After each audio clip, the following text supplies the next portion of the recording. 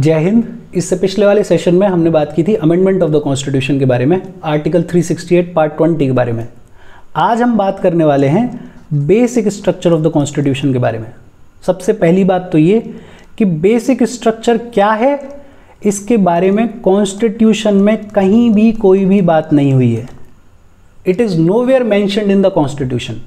दूसरी बात ये कि बेसिक स्ट्रक्चर कहीं भी डिफाइन नहीं किया गया है, बट इंडियन जुडिशरी का सबसे खूबसूरत इनोवेशन है basic structure. Basic structure is a judicial innovation, judicial innovation है और इसकी फाउंडेशन रखी गई in the very famous Kesavananda Bharati case of 1973। लेकिन कहानी 1973 से शुरू नहीं होती, कहानी शुरू हो गई 1950 से ही। संविधान लागू हुआ और कॉन्स्टिट्यूशन के लागू होने से ही शुरू हो गई कहानी। 1950 का भारत, जहां सोशली लोगों को दबाया जा रहा है, कास्ट के बेसिस पर लोगों को सप्रेस किया जा रहा है, बड़े बड़े जमींदार लोग हैं, कॉन्सेंट्रेशन ऑफ वेल्थ है, कॉन्सेंट्रेशन ऑफ लैंड है। ऐसे भारत में प्राइम मिनिस्टर बने नेहरू और उस टाइम के ज़्यादातर पॉलिटिकल लीडर्स सोशलिज्म के आइडिया पे काम करते थे। और सोशलिज्म का प्रिंसिपल बेस्ड है इस बात पे कि जो समाज का पिछड़ा हुआ वर्ग है, जो वंचित वर्ग है, जो डिसएडवांटेज्ड ग्रुप है, उसको आगे लेकर आना है, उसको बराबर लेकर आना है। ऐसी पॉलिसीज, ऐसे लॉज बनाने हैं कि इस पिछड़े हुए वर्ग को अपॉर्चुनिटी मिले आगे आने की। और सिर्फ नेहरूवियन सोशलिज्म ही नहीं, हमारा कॉन्स्टिट्यूशन बात करता है वेलफेयर स्टेट बनाने के बारे में। ये अपने को पता होना चाहिए, हमने डीपीएसपीज के बारे में पढ़ा है। बहुत सारी डीपीएसपीज सोशलिस्टिक प्रिंसिपल्स पर बेस्ड हैं, जो कि बात करती हैं इनइक्वालिटीज़ को ख़त्म करने की, कॉन्सेंट्रेशन ऑफ वेल्थ को ख़त्म करने की।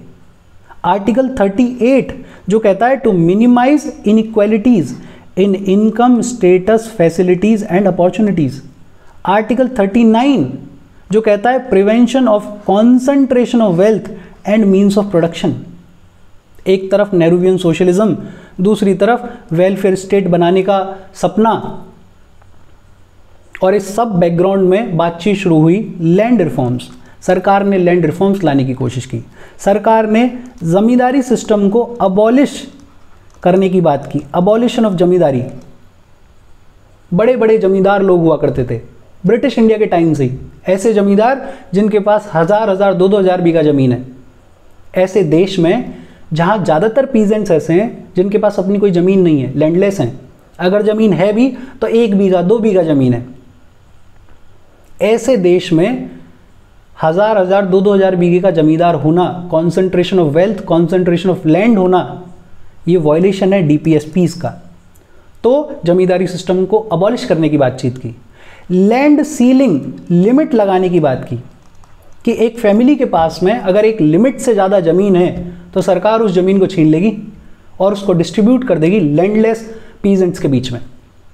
लेकिन जब भी सरकार ऐसा कुछ करती तो ये बड़े बड़े जमींदार लोग ये पहुंच जाते कोर्ट, और कोर्ट में इनको सारा मिलता 2 फंडामेंटल राइट्स का।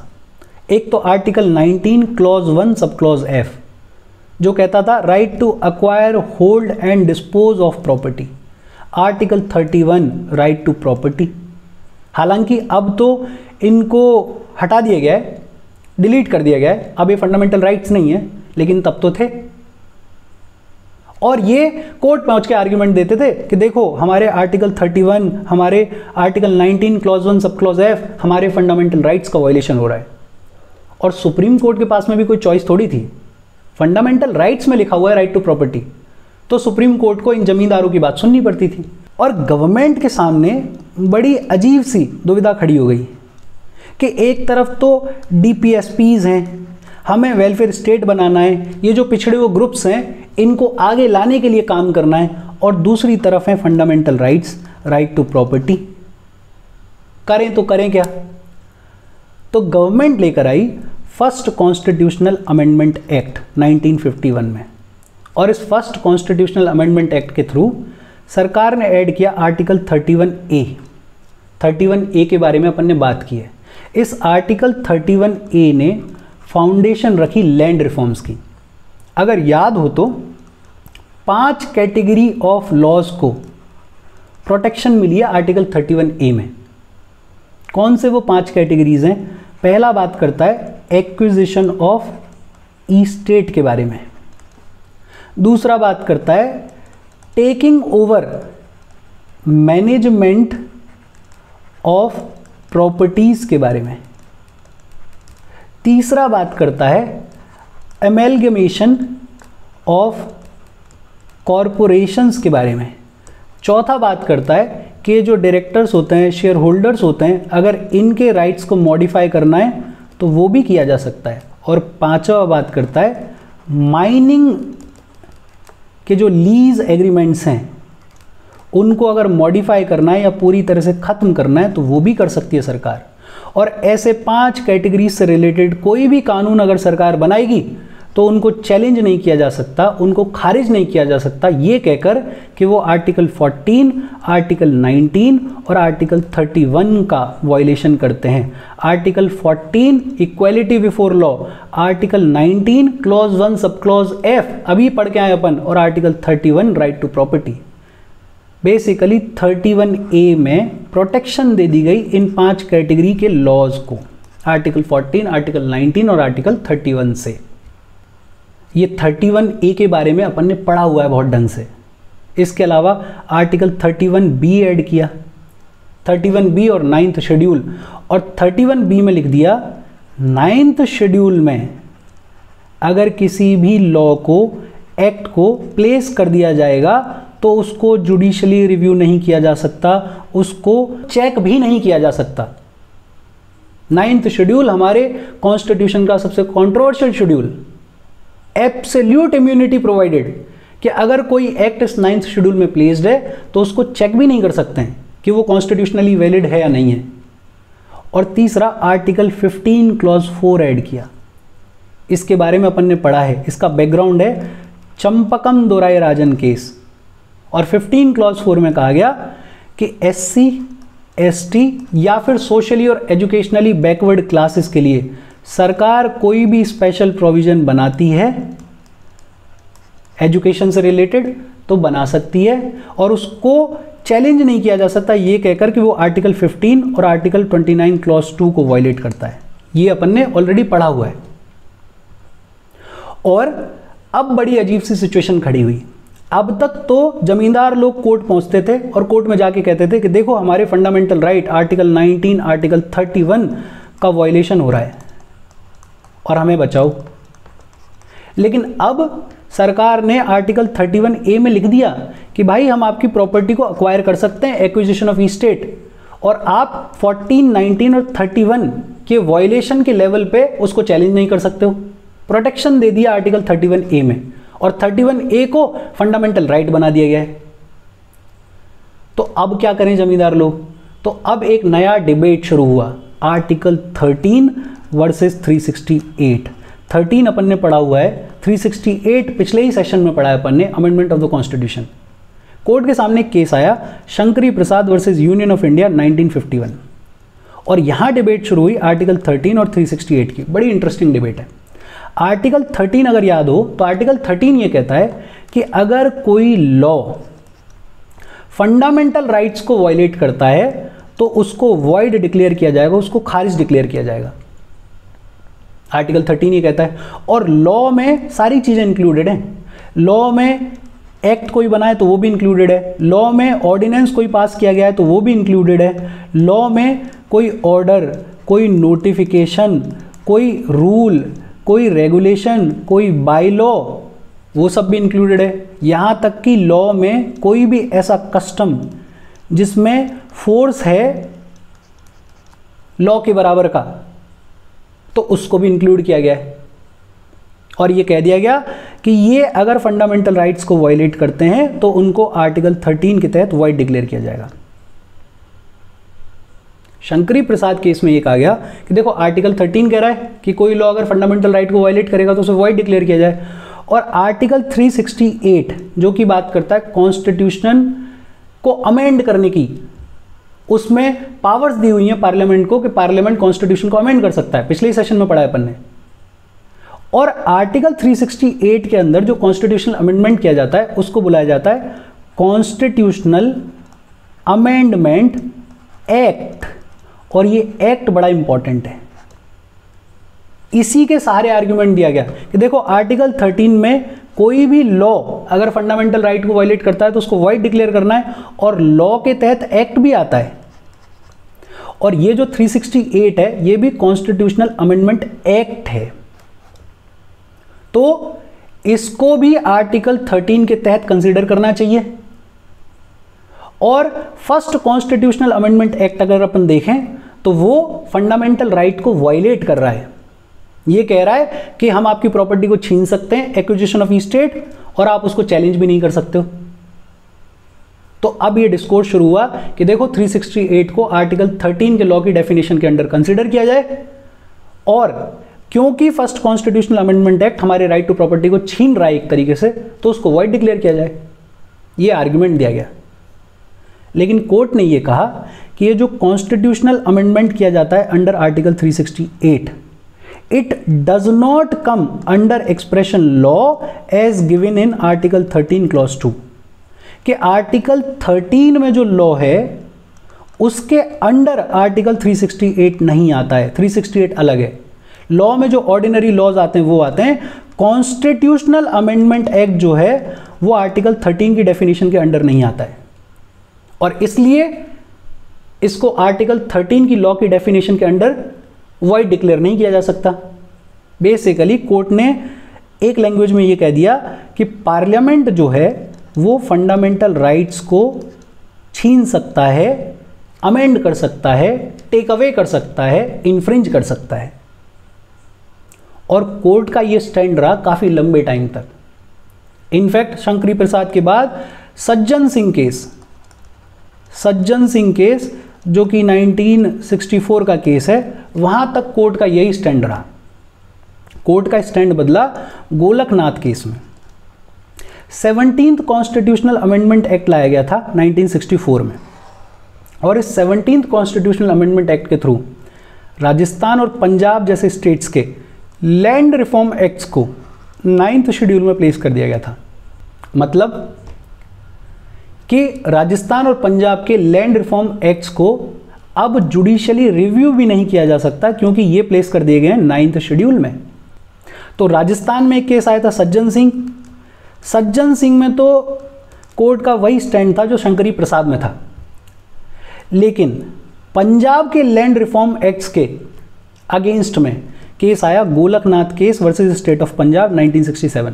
गोलकनाथ दो भाई थे, विलियम गोलकनाथ और हेनरी गोलकनाथ, और इनकी ज़मीन को पंजाब गवर्नमेंट ने पंजाब लैंड रिफॉर्म्स एक्ट के तहत छीन लिया था।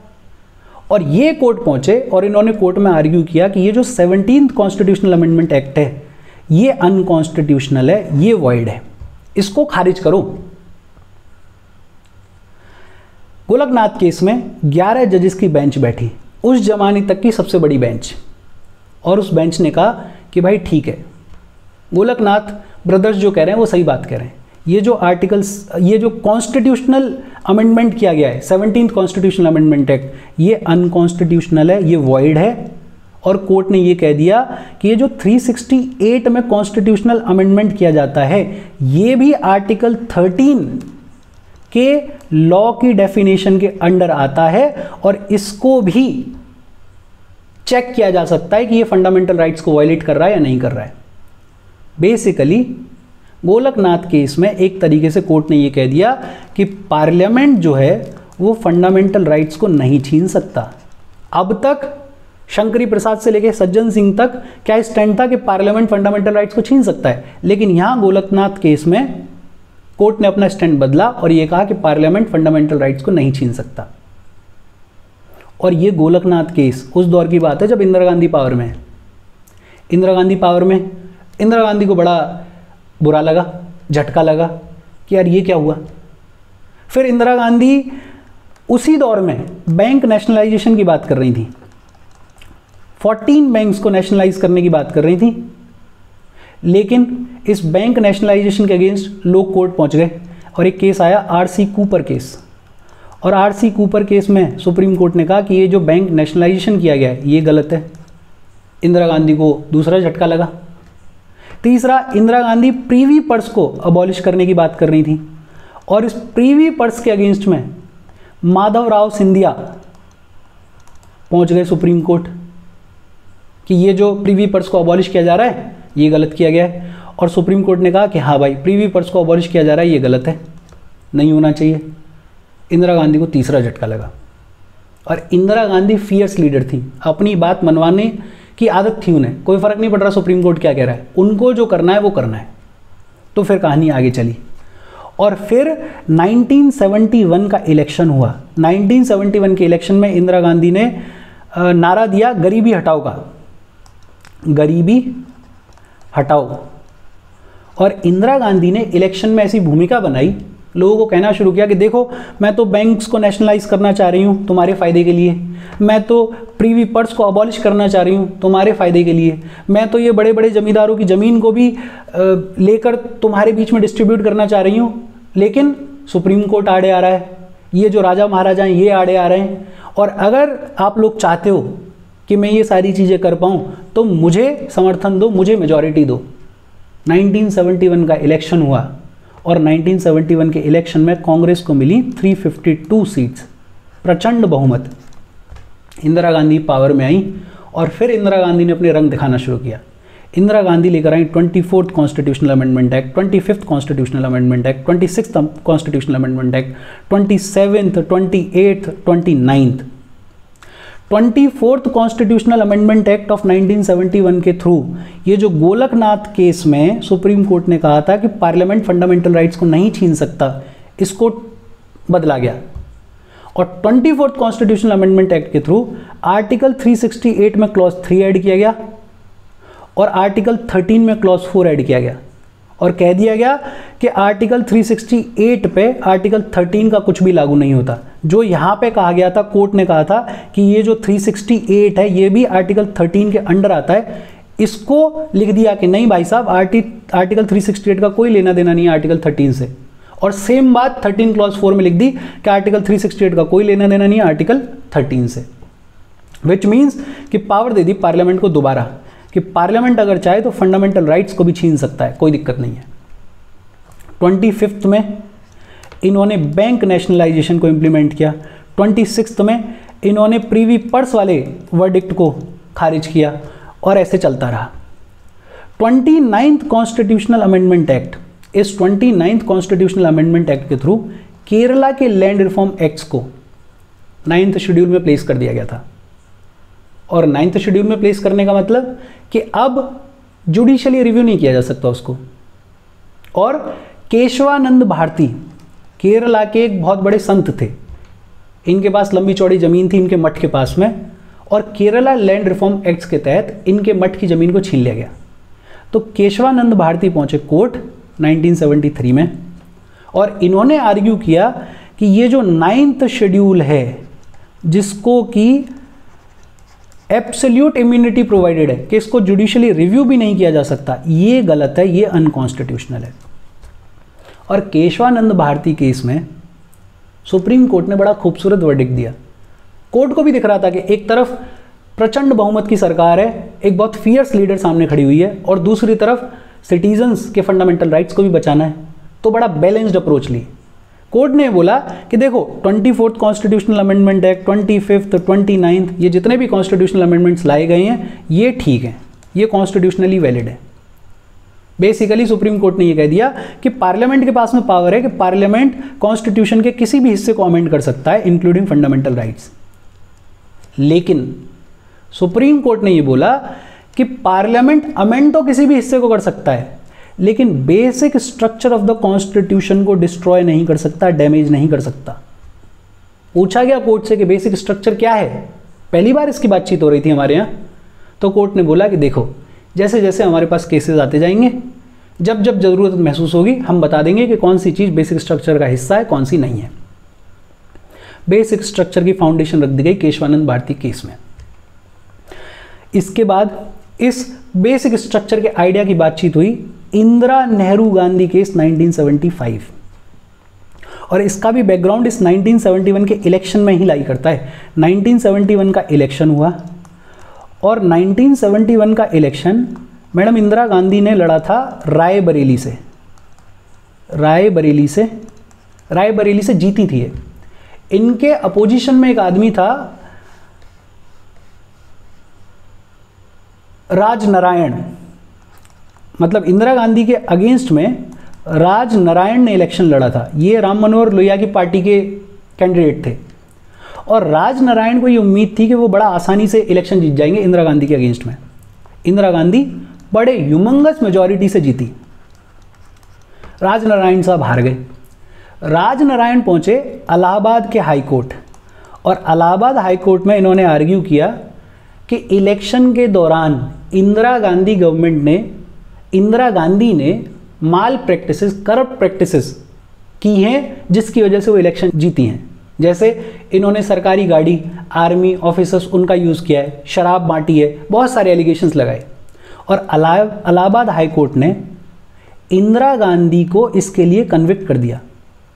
ये कह दिया कि हाँ, इंदिरा गांधी जो है वो करप्ट प्रैक्टिसेस के थ्रू जीती हैं और पहली बार ऐसा हुआ कि एक सिटिंग प्राइम मिनिस्टर को करप्ट प्रैक्टिसेस के लिए निष्कासित किया गया। लेकिन शायद उस टाइम पे सुप्रीम कोर्ट की वेकेशंस चल रही थी तो इंदिरा गांधी गवर्नमेंट को मिल गया एग्जीक्यूशनल स्टे और फिर इंदिरा गांधी लेकर आई इमरजेंसी लाई और साथ ही लेकर आई है 39th अमेंडमेंट एक्ट 1975 और इस 39th अमेंडमेंट एक्ट 1975 के थ्रू इंदिरा गांधी गवर्नमेंट ने यह कहा कि कोई भी election dispute involving prime minister and the speaker of Lok Sabha is outside the jurisdiction of all courts, कि प्राइम मिनिस्टर और स्पीकर ऑफ लोकसभा के इलेक्शन का कोई भी डिस्प्यूट किसी भी कोर्ट के जुरिस्डिक्शन में नहीं आता है। और जब ये 39th अमेंडमेंट एक्ट लाया गया तो कोर्ट में केस पहुंचा। इस केस को अपन बोलते हैं इंदिरा नेहरू गांधी केस 1975। और इस केस में दो चीजें हुई कि कोर्ट ने ये बोला कि नहीं साहब, इलेक्शन तो ठीक है, इलेक्शन तो कोई दिक्कत नहीं है। मतलब ये जो इलाहाबाद हाई कोर्ट ने कहा था कि करप्ट प्रैक्टिसेस के थ्रू जीती हैं, इनको निष्कासित किया जाए, वो तो बदल दिया। इन्होंने कहा इलेक्शन तो ठीक है, कोई दिक्कत नहीं है। लेकिन कोर्ट ने ये कहा कि 39th कॉन्स्टिट्यूशनल अमेंडमेंट एक्ट 1975 में जो लाया गया, जिसके थ्रू ये कहा जा रहा है कि प्राइम मिनिस्टर और लोकसभा के स्पीकर के इलेक्शन डिस्प्यूट को किसी भी कोर्ट में क्वेश्चन नहीं किया जा सकता, ये गलत है, ये अनकॉन्स्टिट्यूशनल है। इसको वॉइड डिक्लेयर किया गया, इसको खारिज डिक्लेयर किया गया। फिर 42nd constitutional amendment act 1976, 42nd constitutional amendment act के थ्रू आर्टिकल 368 को अमेंड किया गया। कॉन्स्टिट्यूशन को अमेंड करने की जो पावर्स मिली हैं, जिसको अपन ने पिछले सेशन में ही पढ़ा है, आर्टिकल 368 में ये लिख दिया गया कि पार्लियामेंट की कॉन्स्टिट्यूएंट पावर्स पे कोई लिमिटेशन नहीं है and no amendment can be questioned in any court on any ground including that of the contravention of any of the fundamental rights. Basically ये कह दिया गया आर्टिकल 368 में कि भाई साहब, पार्लियामेंट की कॉन्स्टिट्यूएंट पावर्स पे कोई लिमिटेशन नहीं है और पार्लियामेंट कोई भी अमेंडमेंट लेकर आए उसको क्वेश्चन नहीं किया जा सकता इस ग्राउंड्स पे कि वो फंडामेंटल राइट्स को वायलेट करता है। इसके बारे में अपन ने पढ़ा नहीं है जब अपन ने आर्टिकल 368 पढ़ा है। क्यों नहीं पढ़ा?